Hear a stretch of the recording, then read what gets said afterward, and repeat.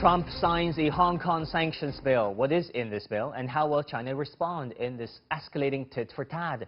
And the UK bans Huawei from its 5G network. Is Britain acting out of security or politics?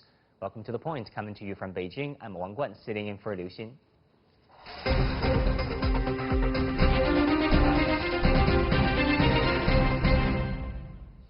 On Tuesday, President Donald Trump signed a Hong Kong sanctions bill and announced an executive order ending the preferential treatment that Hong Kong long enjoyed. The Hong Kong Autonomy Act, which was officially known, was passed with bipartisan support in Congress. It will impose sanctions on people that the U.S. says are helping to uphold the Chinese new national security law.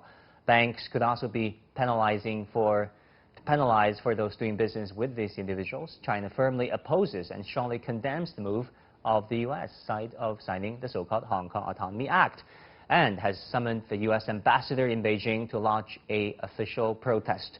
To analyze all these latest developments, I'm joined in Hong Kong by Dr. Marcus Liu, member of the New People's Party in Hong Kong, and in Paris, we're joined by Douglas Yates, professor of politics at the American Graduate School in Paris.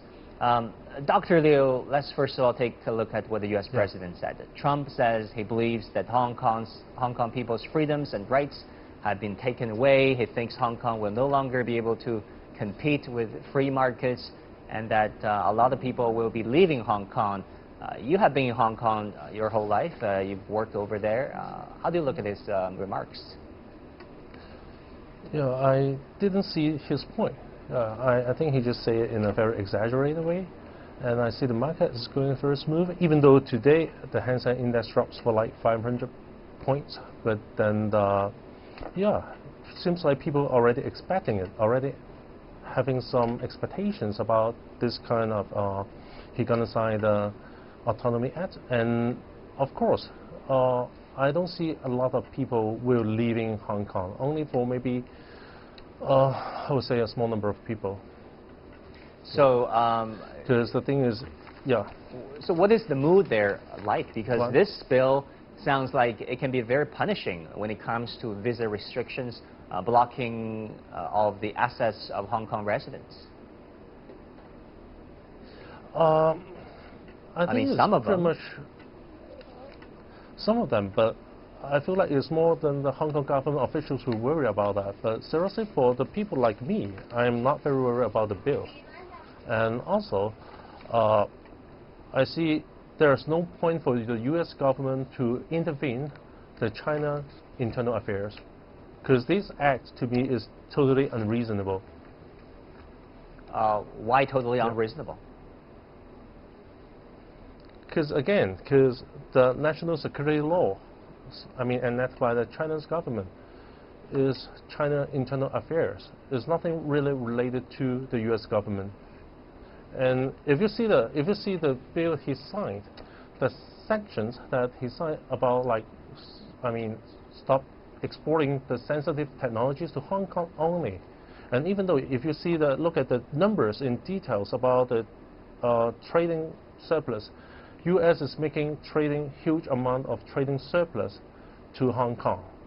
It's making like 33.4 billions of exports in 2018 and making a surplus of 31 billions.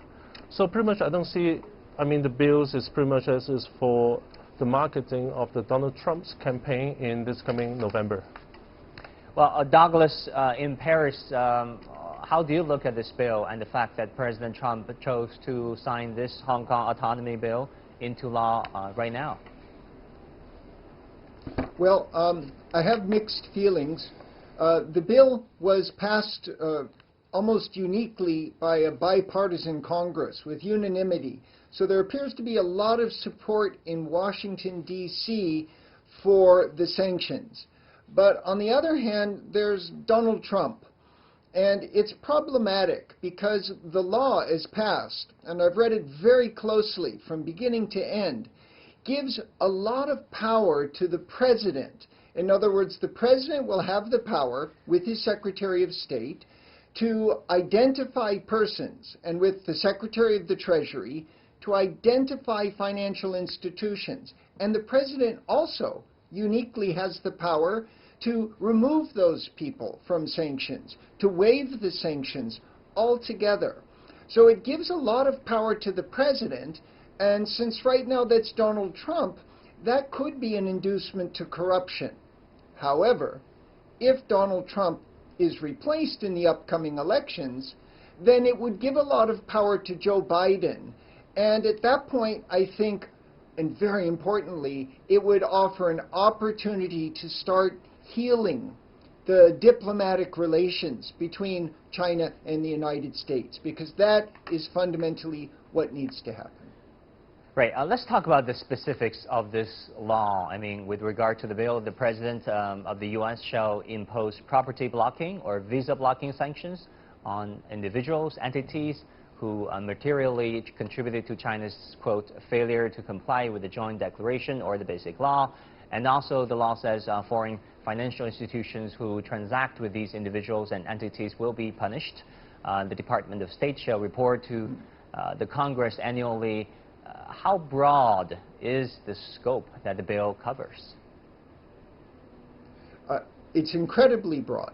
As you mentioned, it's not only individuals but also financial institutions. It will cover things like doing banking transactions, doing foreign exchange currency transactions, making investments, purchasing property, exporting goods of a defense or joint use technology nature.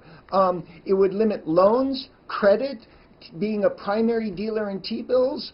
And just to read from Section 5, just a moment, it would prohibit a person from acquiring, holding, withholding, using, transferring, withdrawing, transporting, or exporting any property. In other words, the idea is that the sanctions are complete.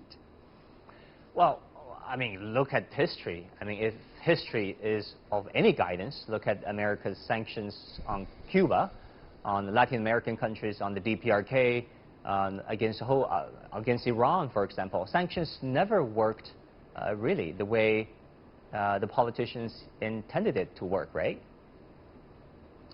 Well, right. In other words, sanctions are a tool of foreign policy, but they have to be used intelligently.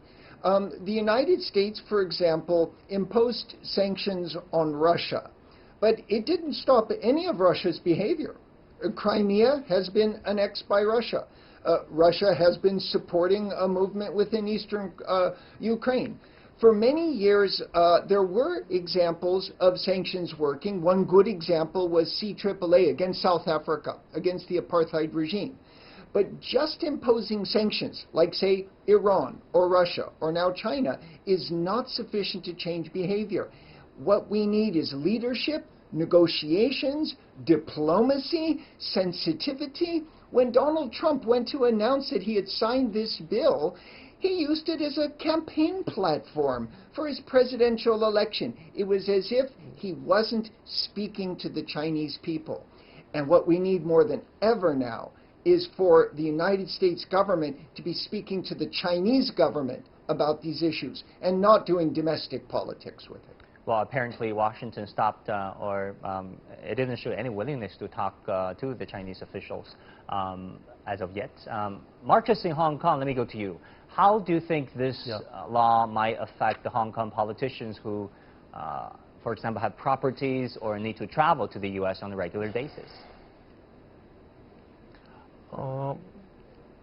So far, for the politicians that I know in Hong Kong, didn't seem like, I mean, to fly to U.S. regularly, unless some officials, to me, as I really care about is, I mean, for this act, I mean, for politicians, they shouldn't be scared because all the politicians, like the council's members, are all elected by the people of Hong Kong. If the U.S. government decide to putting some sanctions on those politicians, which means that they're, it's kind of quite offensive to the Hong Kong people's vote, right? I mean, because our councils are all elected by the Hong Kong people, most of them, and even for those government officials, some of them is quite respectful by by the Hong Kong people. And I don't see, seriously, I don't see the national security law is that so-called scary at all. And it's a must because, again, this is China internal affairs. And do you feel like somehow Hong Kong, by that definition, Taiwan as well has been used as a pawn in Washington's, geopolitical games as well as, out of its domestic electoral considerations? Yeah, for sure. I don't think so. I don't think so, definitely, because you will see there's elections going to be, especially for this law, for this act. I think it's purely for Donald Trump's campaign's strategy. Right, yeah. That would be unfortunate. Marcus in Paris, Douglas in Paris, do you share Marcus's assessment? Yeah. It's one of several issues that has been evolving, a potential conflict brewing between the rising power of China in the South China Sea, in the question of Taiwan, in Hong Kong, in the Uyghurs, all of these different issues. And it's so important to listen to the Chinese government and not to hastily begin a conflict. We're major trading partners. Each of the economies depends on one another. We can find common ground. And so if we were to listen to each other's side on Hong Kong, if we listen to Chinese concerns, the Chinese concern is sovereignty, that its sovereignty over Hong Kong be recognized. And if you read the law that was just signed, the Hong Kong Autonomy Act, it explicitly recognizes Chinese sovereignty. So if we have a different president in the United States, he could be messaging that. He could be saying, we recognize Chinese sovereignty. On the other hand, the law says we support autonomy. Well, why? What's the U.S. got to do with that? So the United States has a lot of concerns about this coming century, its major trading partner, concerns of intellectual property, of tariffs, of trade, budget deficits, and so its concerns are that its property interests will be protected. And I think the word democracy in the U.S.-China relationship is problematic. And if you could read between the lines, you'd see the word democracy and the support for democracy is largely a language for protecting property rights, protecting established relations with an entrepot whose location next to a market of 1.4 billion consumers is clearly an inducement for continued trade. Well, what you're talking about reminds me of American administration's war on Cuba. It's banana factories, it's tobacco industry, Hilton hotels over there. I'm afraid that's all the time we have. Thank you very much, Dr. Marcus Liu, member of Hong Kong's New People's Party, and Douglas Yates, professor of politics at the American Graduate School in Paris.